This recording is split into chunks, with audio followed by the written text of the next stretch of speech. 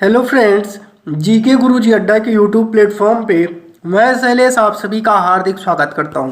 प्यारे साथियों, सीटेट की प्रीवियस ईयर की आपकी क्लास लगातार चल रही है। आज हम लोग चाइल्ड डेवलपमेंट बाल विकास के अगले टॉपिक की चर्चा आपसे करने वाले हैं। तो प्यारे साथियों, आइए हम लोग अपनी चर्चा को आगे बढ़ाते हैं और जो भी इम्पॉर्टेंट फैक्ट हैं उनकी चर्चा हम आपसे करते हैं। चलिए प्यारे साथियों, अपनी इस श्रृंखला को हम लोग आगे बढ़ाते हैं और देखते हैं। पहला क्वेश्चन पढ़ते हैं। पहला क्वेश्चन आपका कह रहा है कि नूर विद्यालय में अपना लंच बॉक्स लाना भूल गई। एक नूर है, यह कहते हुए तान्या उसका लंच बॉक्स साझा करने के लिए कहा, तुम्हें आज अपना लंच मेरे साथ साझा करना चाहिए क्योंकि कल मैंने तुम्हारे साथ अपना लंच साझा किया था। लॉरेंस कोहलबर्ग के नैतिक विकास के सिद्धांत के अनुसार नूर का कथन आपको किस पर आधारित करता है?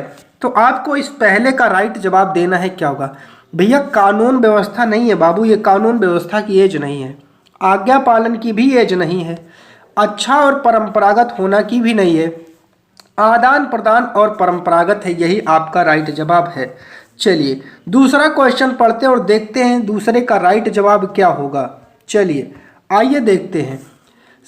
समाज में विभिन्न लिंगों के लिए उपयुक्त मानी जाने वाली प्रारूपिक विशेषताओं के बारे में जन सामान्य की अवधारणाओं को क्या कहते हैं? दूसरे का राइट जवाब दीजिए। तो जेंडर विभेदीकरण नहीं कहते हैं, जेंडर भूमिकाएं भी नहीं कहते, जेंडर पहचान भी नहीं कहते, जेंडर रूढ़िवादिताएं कहा जाता है।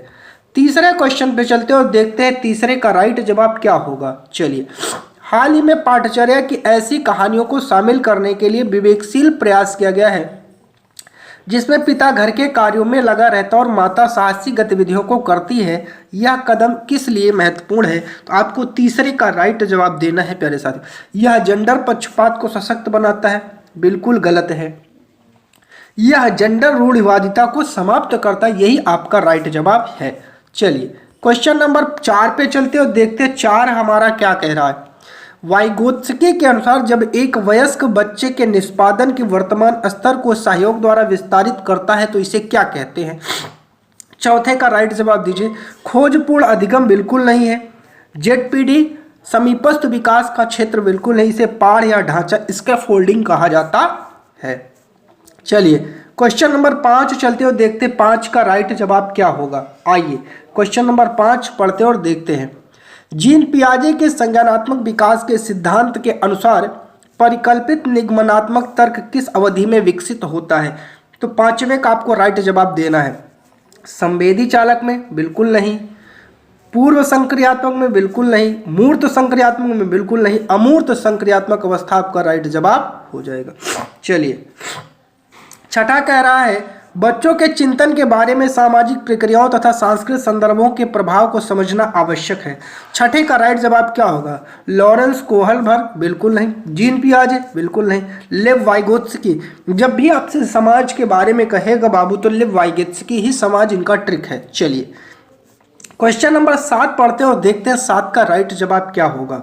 चलिए, जीन पियाजे के संज्ञानात्मक विकास के सिद्धांत से निहितार्थ निकालते हुए एक ग्रेड 6 से 8 के शिक्षक को अपनी कक्षा में क्या करना है? एक शिक्षक है, उसको जीन पियाजे के सिद्धांत से क्या करना है इस पर जानना है। तार्किक बहस के हतोत्साहित शब्द आया है, गलत है।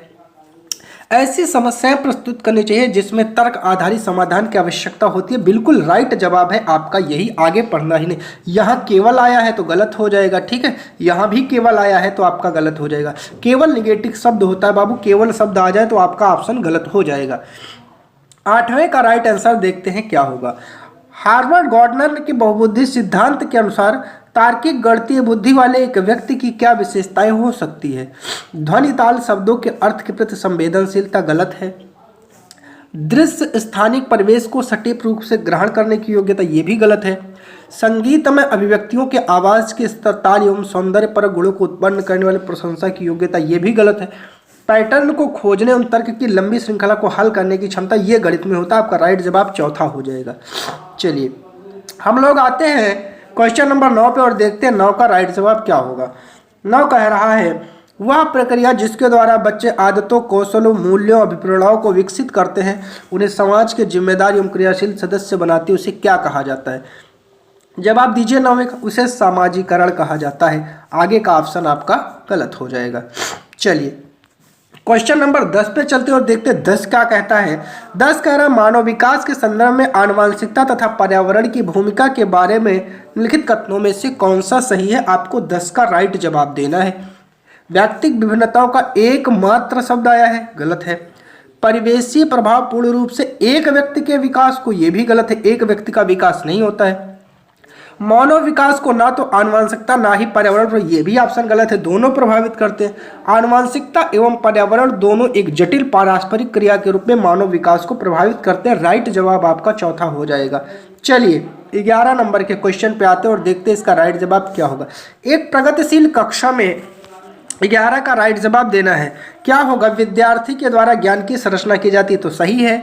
विद्यार्थी निष्क्रिय शब्द आया है तो गलत है। विद्यार्थी के द्वारा ज्ञान को उसी रूप में दोहराना शब्द आया है तो ये भी गलत है।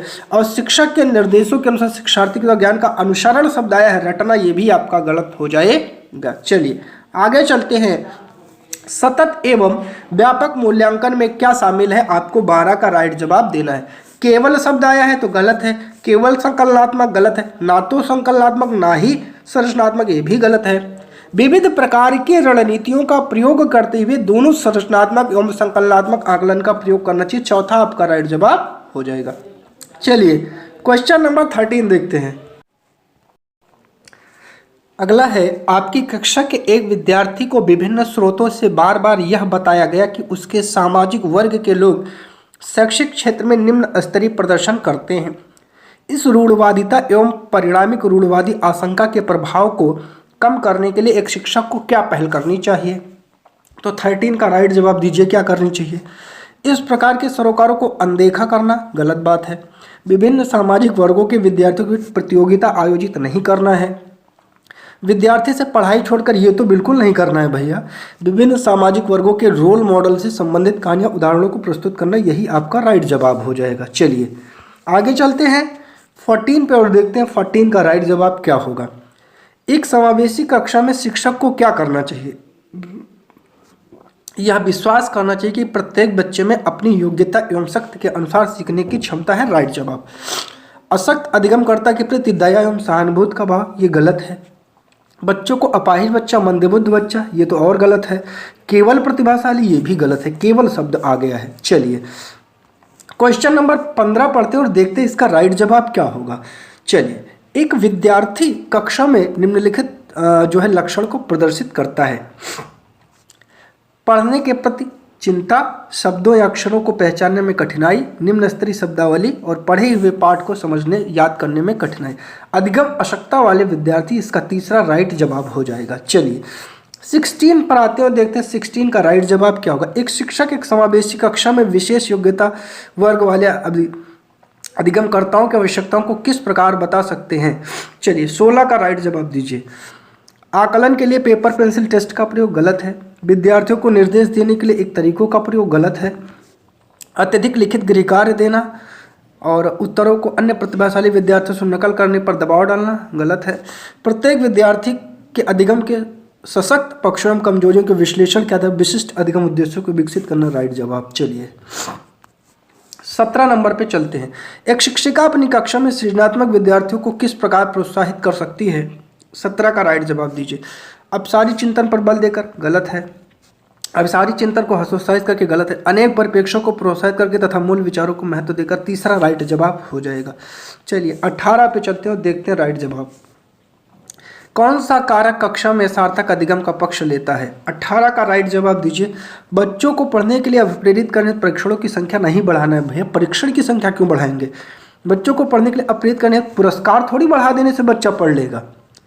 निर्देश के लिए केवल व्याख्यान विधि, केवल व्याख्यान, केवल शब्द, गलत है। तो चौथा आपका राइट जवाब हो जाएगा।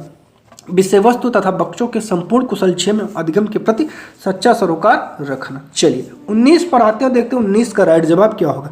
निम्नलिखित में से कौन सी प्रभावशाली समस्या समाधान रणनीति का एक उदाहरण है? 19 का राइट जवाब दीजिए। समाधान के मूल्यांकन पर बिल्कुल ध्यान न देना है तो गलत बात है। क्रियात्मक अनियमितता, एक वस्तु के केवल परंपरागत कार्य पर ध्यान देना, ये भी गलत है। प्रतिक्रिया निर्माण, समस्या प्रस्तुतिकरण केवल एक ही आयाम तक सीमित रहना, ये भी गलत है। साधन साध्य विश्लेषण, समस्या को अनेक उपलक्षणों में विभाजित करना, ये आपका राइट जवाब हो जाएगा। चलिए 20 में देखते हैं क्या होगा। लिखित में ऐसे कौन से शिक्षण अधिगम की एक प्रभावशाली शिक्षण प्रणाली नहीं है? 20 का राइट जवाब दीजिए। बच्चों को अंतर्दृष्टि के द्वारा अनुमान लगाने के प्रोत्साहित करना, चलिए नहीं है तो जो है वो गलत हो जाएगा, ये है तो ये गलत। प्रयोग एवं प्रशिक्षण, ये भी है तो गलत।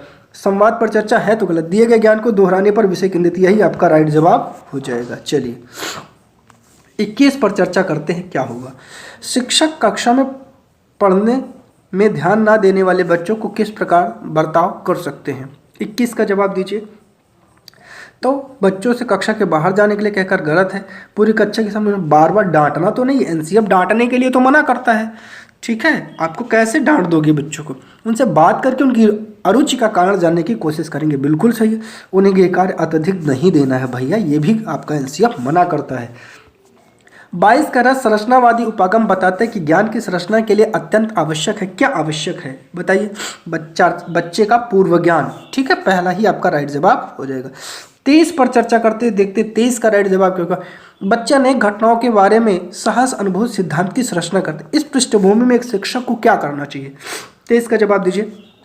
संवाद के द्वारा बच्चों की इन अवधारणाओं को चुनौती देनी चाहिए, सही है। विचारों को खारिज तो करना ही नहीं है, गलत है। अनदेखा भी नहीं करना, ये भी गलत है। डांटना शब्द आया है, ये भी गलत है। आपका पहला ही राइट जवाब हो जाएगा। चलिए अब मैं आपको एक टैग वर्ड की एक श्रृंखला करवा दूंगा, आप लोग समझ जाएंगे कौन से पॉजिटिव है कौन से नेगेटिव। चलिए संज्ञान एवं संवेग के बीच किस प्रकार का संबंध होता है? 24 का जवाब देना है।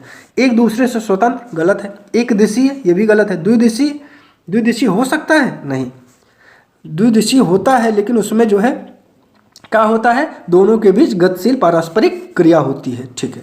चलिए 25 देखते हैं और 25 का राइट जवाब क्या होगा। चलिए कारक अधिगम को प्रभावित करते हैं। विद्यार्थी की अभिरुचि, बिल्कुल प्रभावित करता है। सामवेगिक स्वास्थ्य, बिल्कुल प्रभावित करता है। शिक्षण की विधियाँ भी प्रभावित करती है। सामाजिक सांस्कृतिक संदर्भ, चारों। आपका चौथा राइट जवाब हो जाएगा। 26 निम्नलिखित में से क्या ज्ञान के सार्थक संरचना प्रक्रिया का एक महत्वपूर्ण पहलू है? तो आपका है सामाजिक परस्पर क्रियाएं, सही है। लगातार अभ्यास, बार बार स्मरण, गलत है। पुरस्कार दंड, गलत है। उद्दीपन प्रतिक्रिया संबंध, गलत है। चलिए 27 एक विद्यार्थी पुरस्कार पाने की इच्छा को बार बार किसी गतिविधि को करने का निर्णय लेते हैं, जैसे कि एक प्रयोग, नियोजन एवं संचालन जो प्रत्यक्ष रूप से उस गतिविधि संबंधित नहीं है, जैसा कि एक स्टार या बेस प्राप्त करना। ऐसी स्थिति में क्या संभावना उत्पन्न होती है? तो 27 का राइट जवाब दीजिए। अधिगम के प्रति भौतिकतावादी आवृत्ति का विकास, यही आपका राइट जवाब हो जाएगा। बाकी सब आपके गलत हो जाएंगे।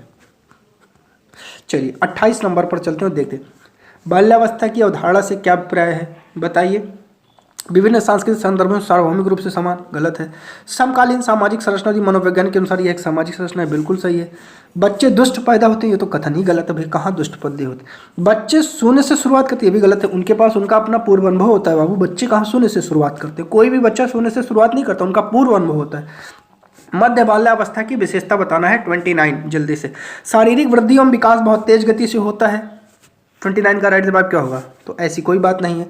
अमूर्त रूप से सोचना वैज्ञानिकता, गलत है। बच्चे तार्किक एवं मूर्त रूप से सोचना प्रारंभ करते हैं, ये मध्य बाल्यावस्था की अवस्था। चलिए लास्ट क्वेश्चन चलते हैं सीडीपी के। परिवार एवं पड़ोस बच्चों के सामाजिकरण की कैसी एजेंसियां? भैया प्राथमिक एजेंसियां हैं, इसमें तो पढ़ना ही नहीं है। 30 का आपका दूसरा राइट जवाब हो जाएगा। प्यारे साथियों, ये हमने आपको सीडीपी करवाई है। पेपर 1 और पेपर 2 दोनों में ही ऐसे सीडीपी आते हैं, इसके लिए मत परेशान होइएगा प्यारे साथियों।